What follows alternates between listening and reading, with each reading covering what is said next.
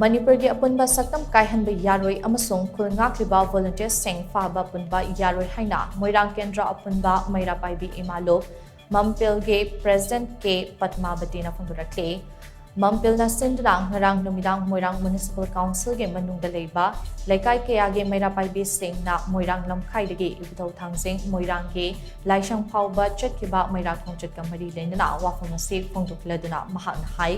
KHUL NGAKLIBA ichasing bo PHABA PUNBA tawriba se khudaktagi lepkadabani haiba demanda khongchat ase chatpani haiki khongchat aduda KHUL NGAKBA ichasing PHABA Yaroi lamhen tu henba puke khulai paiba sing phagatlu amade Manipur gi Apunba Shaktam Kaihanba Yaroi haiba yauna tongan ba khulau kya sulauke